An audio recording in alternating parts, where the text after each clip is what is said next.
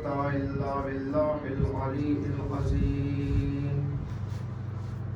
أعوذ بالله من الشيطان الرجيم. بسم الله الرحمن الرحيم.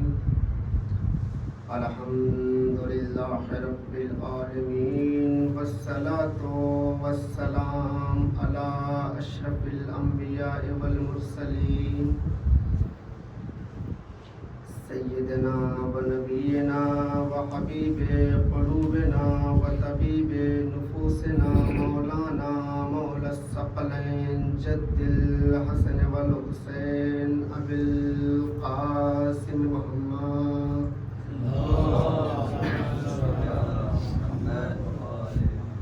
وآله الطيبين الطاهرين المعصومين المظلومين.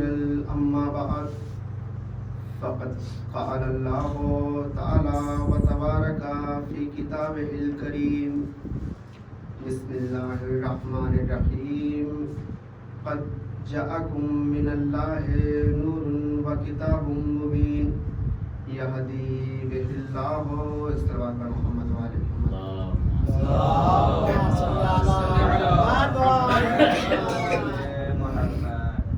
محترم ماتمداران مسلم کربلا، محب اہل بیت، شیعہ حیدر کرار، میں نے جس آیہ کریمہ کو اپنا سرنامہ سخن قرار دیا ہے، اپنی مجلس کا عنوان قرار دیا ہے، اپنا موضوع قرار دیا ہے، ذات باری تعالیٰ کا ارشاد ہو رہا ہے کہ قد جاءکم من اللہ نور و کتاب مبین یہدی بہ اللہ. خداوند عالم سورہ مائدہ آیت نمبر 14 میں ارشاد فرما رہا ہے کہ بالتحقیق تمہاری طرف خداوند عالم کی جانب سے ایک روشن دار کتاب آئی. اس کتاب کی صفت یہ ہے کہ یہدی بہ اللہ ہو، یہدی بہ اللہ ہو. اس کتاب کی سب سے پہلی صفت یہ ہے کہ اس کی ابتدا رحمت اور رحمانیت سے ہوتی ہے. اللہ اس کتاب کے ذریعے سے اپنے بندوں کی ہدایت کرتا ہے. اللہ اس کتاب کے ذریعے سے، خداوند عالم اس کتاب کے ذریعے سے تاریکی کے راہ سے نکال کر راہ راست پر لگاتا ہے. ایک صلوات پر محمد و آل محمد پر.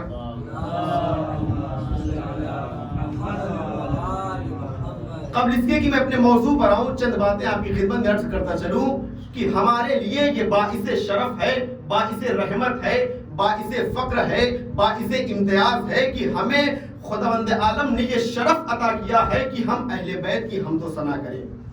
واقعاً یہ ہمارے لیے سب سے بڑا شرف یہ ہے، ہمارے لیے سب سے بڑا فخر یہ ہے، ہمارے لیے سب سے بڑا امتیاز یہ ہے کہ ہم اس لائق ہیں. ہمیں خداوند عالم نے ان صفوں میں کھڑا کیا ہے کہ ہم اہل بیت کی حمد و ثنا کر سکیں. وگرنہ بعض افراد ایسے ہوتے ہیں جن سے یہ توفیقات سلب ہو جاتی ہے، جنہیں یہ توفیق نہیں ملتی ہے کہ وہ اہل بیت کی حمد و ثنا کر سکیں. اور بعض چیزیں دیکھیے ایسی ہوتی ہے جو خود موقعیت کا ہی ثواب کا حامل بنتی ہیں. مثلا آپ روز عاشور کربلا میں پہنچ جائیں، بس یہی ثواب کا حامل ہے. روز عاشور آپ کربلا میں پہنچ جائیں، یہی ہی ثواب کا حامل ہے، یہی ہی ثواب رکھتی ہے. بعض چیزیں ایسی ہوتی ہیں، مثلا آپ نماز شب کے ٹائم اٹھ جائیں، یہی ثواب کا حامل ہے. پڑھیں وہ ایک الگ مرحلہ ہے، نماز شب کے ٹائم آپ اٹھ جائیں، یہی ایک ثواب کا حامل لگتی ہے. صلوات پر محمد و آل محمد.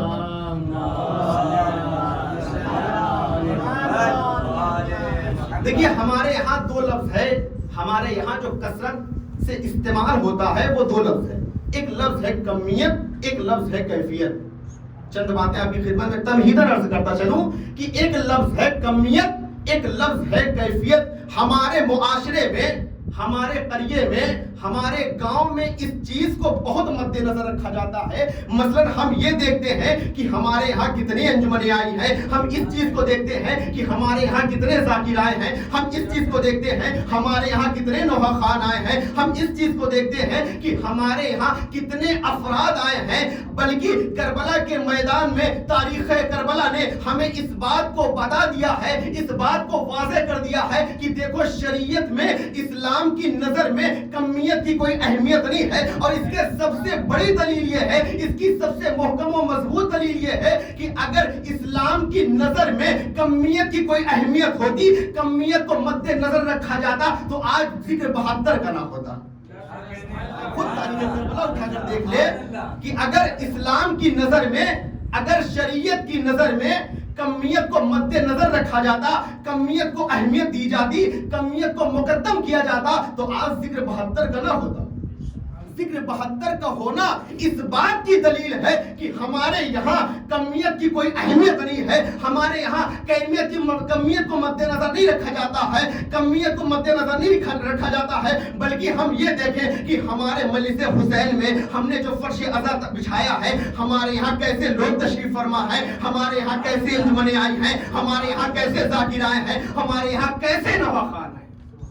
تو ہم فرش عزا بچھا کر اس بات پر غرور نہ کریں کہ مثلا ہمارے یہاں اتنا مجمع آیا تھا, ہمارے یہاں فلاں شخص آئے تھے. ایک میں بات اور عرض کرتا چلوں کہ ایک لفظ ہے شخص, ایک لفظ ہے شخصیت. ایک لفظ ہے شخص, ایک لفظ ہے شخصیت.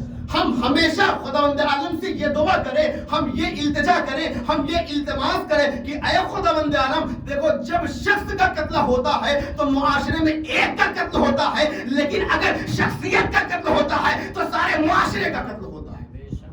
آپ تاریخ کربلا اٹھا کر دیکھ لیں, تاریخ کربلا میں دو ہی افراد کی جنگ تھی, شخص شخصیت کی, اس کے علاوہ کسی اور چیز کی جنگ نہیں تھی. ظاہراً امام حسین علیہ السلام کو قتل کیا گیا, لیکن حسینیت آج بھی زندہ ہے. ظاہراً امام حسین علیہ السلام کو قتل کیا گیا, لیکن حسینیت ہمارے دلوں میں آج بھی تر و تازہ ہے. اور ہمارے دلوں میں تر و تازہ رہنا اس بات کی دلیل ہے کہ دیکھو حسینیت ہمارے دلوں میں اس طرح سے تر و تازہ ہے, اس بات کی دلیل ہے کہ دیکھو حسین آج بھی زندہ ہے, امام حسین علیہ السلام آج بھی زندہ ہے. تو ہم خداوند عالم سے دعا کریں کہ ہمارے معاشرے میں شخص کا قتل ہو, شخصیت کا قتل نہ ہو. ایک صلوات پڑھ محمد والے محمد پر.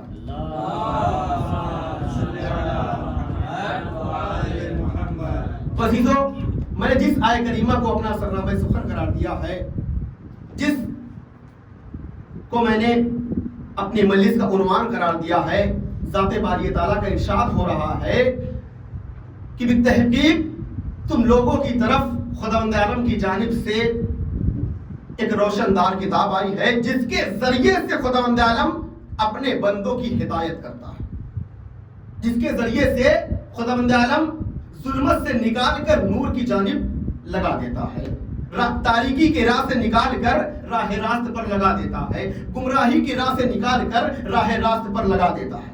لیکن سب سے بڑا سوال یہ پیدا ہوتا ہے, آیا ہر افراد کی ہدایت ہوگی, ہر انسان کی ہدایت ہوگی, سب کی ہدایت ہوگی؟ خداوند عالم نے کہا نہیں, دیکھو جس کے اندر صلاحیت ہوگی ہدایت پانے کی, اسی افراد کی ہدایت ہوگی, وگرنہ ہر انسان کی ہدایت نہیں ہوتی ہے. آپ خود اس چیز کو مجھ سے بہتر جانتے ہیں کہ بعض اوقات یہ ہوتا ہے کہ بعض افراد ایسے ہوتے ہیں کہ ہم کچھ بھی کہیں, ہم کچھ بھی کہہ جائیں, لیکن ان کے دلوں پر کوئی اثر نہیں ہوتا ہے, ان کے دلوں پر کوئی اثر نہیں ہوتا ہے. اس کی وجہ کیا ہے؟ پتہ یہ چلتا ہے کہ ان کا دل بالکل مر چکا ہے, ان کا دل مردہ ہو چکا ہے. تو ایسے افراد کی خداوند عالم ہدایت نہیں کرتا ہے, ایسے افراد کی خداوند عالم ہدایت نہیں کرتا ہے, ایسے افراد کو خداوند عالم راہ راست پر نہیں لگاتا ہے. تو ضروری ہے کہ ہم خداوند عالم سے یہ دعا کریں, ہم خداوند عالم سے یہ التجا کریں کہ اے خداوند عالم ہمارے دل کو ہمارا دل مردہ نہ ہونے پائے, بلکہ ہم یہ دعا کریں کہ اے خداوند عالم ہمیں تو تاریکی کے راہ سے نکال کر راہ راست پر لگا دے, ہمیں تو تاریکی کے راہ سے نکال کر راہ راست پر لگا دے. ایک صلوات پر محمد والے محمد پر.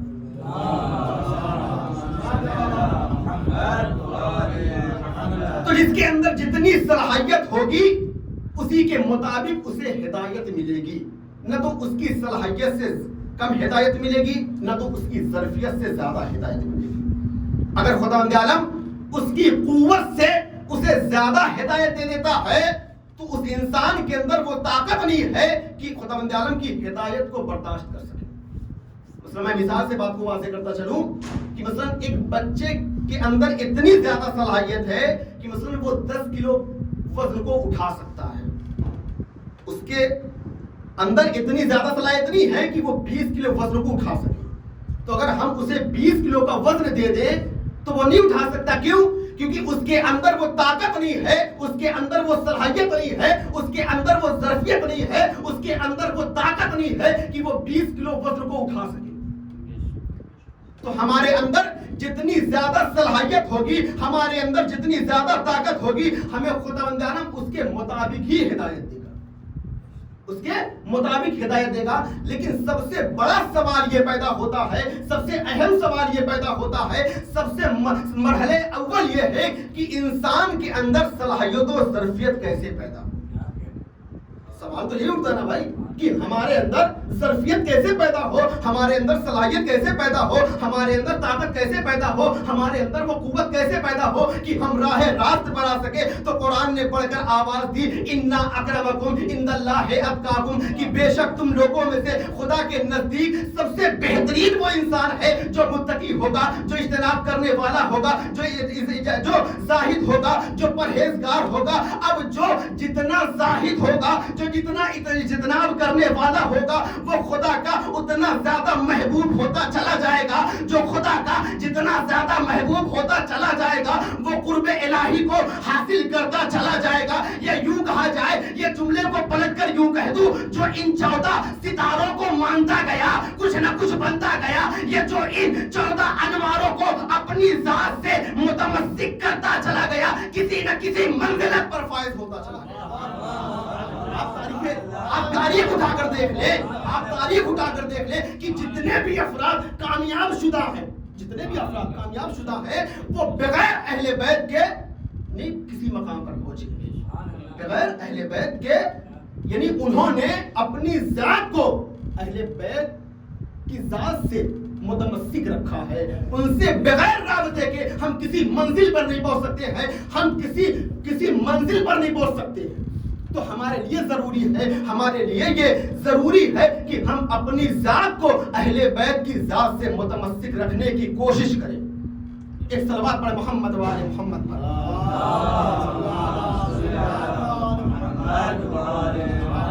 تو ضروری ہے کہ ہم خداوند عالم سے دعا کریں، ہم خداوند عالم سے التجا کریں۔ اور اہل بیت وہ در ہے، اہل بیت کا وہ در ہے کہ جہاں بغیر مانگے سب کچھ ملتا ہے، بغیر مانگے سب کچھ ملتا ہے۔ میں مثال سے بات کو واضح کرتا چلوں کہ ہمارے قریے میں، ہمارے معاشرے میں بعض اوقات جب کوئی فقیر بھیک مانگنے آتا ہے تو یہ ہوتا ہے کہ وہ جب دروازہ کھٹکھٹاتا ہے تو ایک مرتبہ اسے مانگنے پر ملتا ہے۔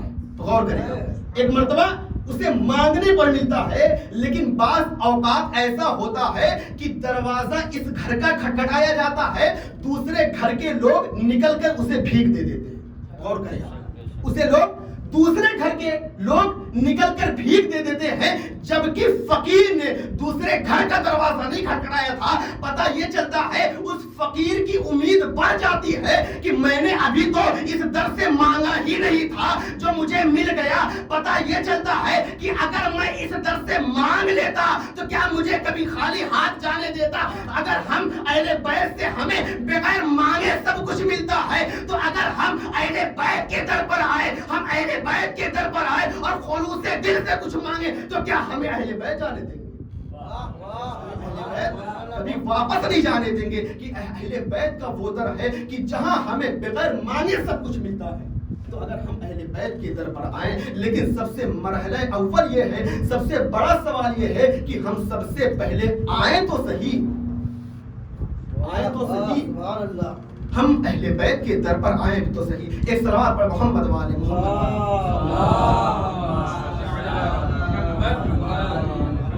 حیدری حیدری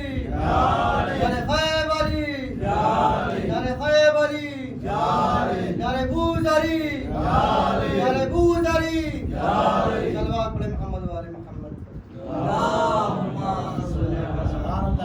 تو ضروری ہے ہم پر یہ لازم ہے کہ ہم اپنی ذات کو اہل بیت سے متمسک رکھیں، وگرنہ آپ یقین جان لیجئے ہم وقتی طور پر تو کسی منزل پر فائز ہو سکتے ہیں، ہم چند لمحوں کے لیے ہم کسی منزلت پر پہنچ سکتے ہیں، یہ وقتی طور پر، لیکن اگر ہم نے اپنی ذات کو اہل بیت سے متمسک نہیں رکھا تو آپ یقین جان لیجئے کہ ہم کسی منزلت پر فائز مستقل نہیں رہ سکتے۔ ہم وقتی طور پر کچھ حد تک ہم کسی منزل پر فائز ہو سکتے ہیں، لیکن اگر ہم نے اپنے ذات کو اہل بیت کی ذات سے متمسک نہیں رکھا تو آپ یقین جان لیجئے ہم مستقل اس در پر فائز نہیں رہ سکتے۔ اور یوں کہا جائے کہ جب خدا اپنے بندے کو اپنا بنانا چاہتا ہے، جب خداوند عالم اپنے بندے کو اپنا بنانا چاہتا ہے، یا یوں کہا جائے جب خداوند عالم خود کسی کا ہو جانا چاہتا ہے تو اس کے دل میں محبت اہل بیت ڈال دیتا ہے۔ جب خداوند عالم خود کسی کا ہو جانا چاہتا ہے تو اس کے دل میں محبت اہل بیت ڈال دیتا ہے۔ تو ہم یہ غور کریں، ہم یہ سوچیں کہ اگر ہمارے دل میں محبت اہل بیت ہے، اگر ہمارے دل میں محبت اہل بیت ہے تو آپ یقین جان لیجئے کہ ہم اس ذات سے جڑے ہوئے ہیں، ہم اس ذات سے متمسک ہیں۔ اگر ہمارے دلوں میں محبت اہل بیت نہیں موجود ہے تو آپ یقین جانیے کہ ہم کچھ بھی نہیں ہے، ہمارا وجود بیکار ہے، ہمارا جینا لغو ہے، ہمارا زندگی بسر کرنا محمد وآل محمد۔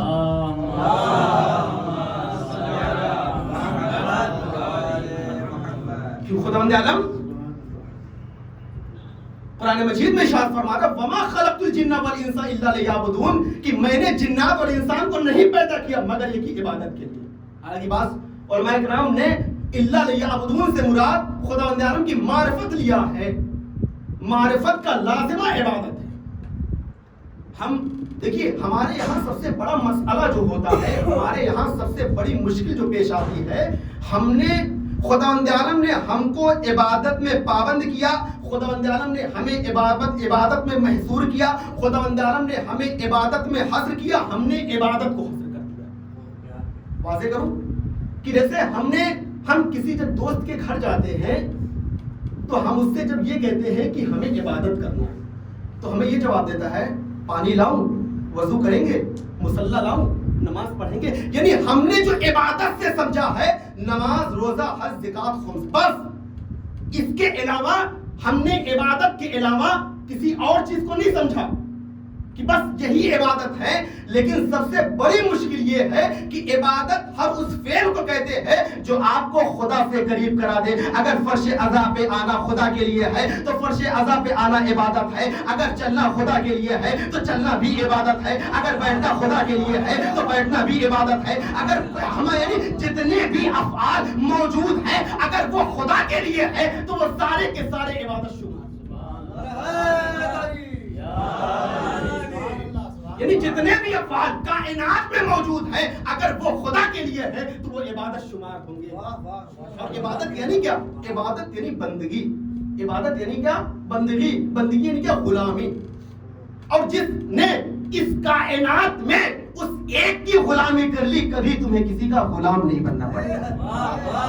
لیکن ہم اس ایک کی غلامی کرنا پسند نہیں کرتے ہیں، ہم اس ایک کی غلامی کرنا پسند نہیں کرتے ہیں۔ ایک صلوات پر محمد وآل محمد۔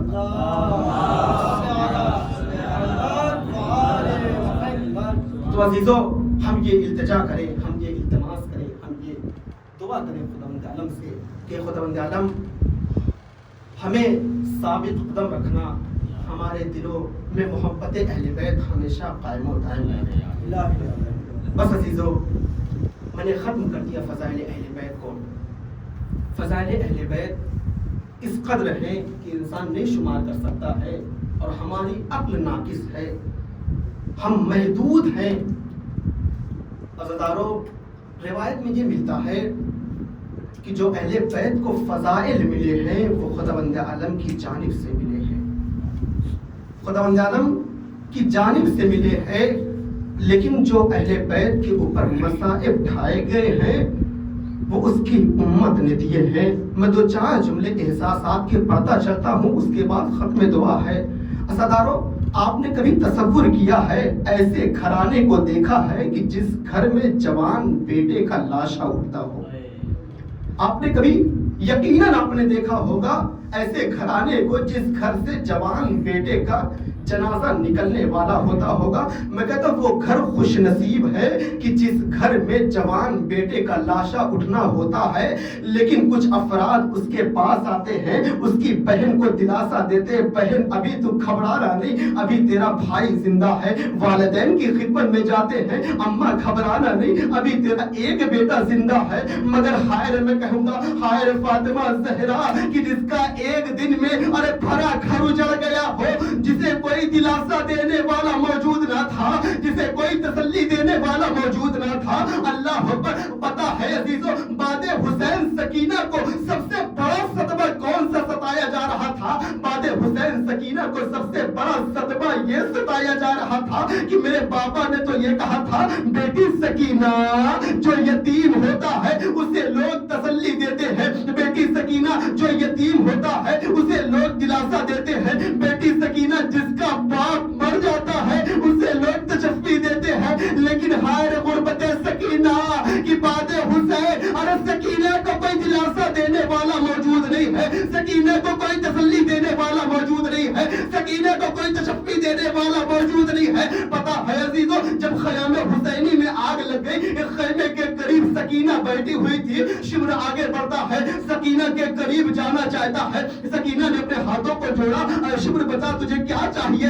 شمر کہتا ہے، اے سکینہ اپنے کانوں سے بندے اتار کر مجھے دے دے، بڑے پیارے نظر آتے ہیں۔ سکینہ کہتی، نانا مجھے ہاتھ نہ لگانا، اور میں سید زادی ہوں، لو عزیزو قیامت آ گئی اہل بیت کے اوپر۔ ارے سکینہ کہتی ہے، اے شمر ہمیں ہاتھ نہ لگانا، ارے ہم سید زادی ہیں۔ شمر پھر بھی نہیں رکتا ہے، شمر اور آگے بڑھتا ہے، سکینہ مچل جاتی ہے، اے شیب ہاتھ نہ لگانا، ہم سید زادی ہیں۔ عزاداروں، میں آپ کو احساس دلاتا چلوں، آپ نے کبھی ایسی ماں کو دیکھا ہو جو ماں اپنی آغوش میں بیٹھال کر اپنی بچی کو بندے پہناتی ہو، اور ماں کا ہاتھ ذرا سخت ہو جاتا ہے تو بچی کے دہنے مقدس سے آواز آتی ہے، اماں بڑی تکلیف ہو رہی ہے، اماں بڑی اذیت ہو رہی ہے۔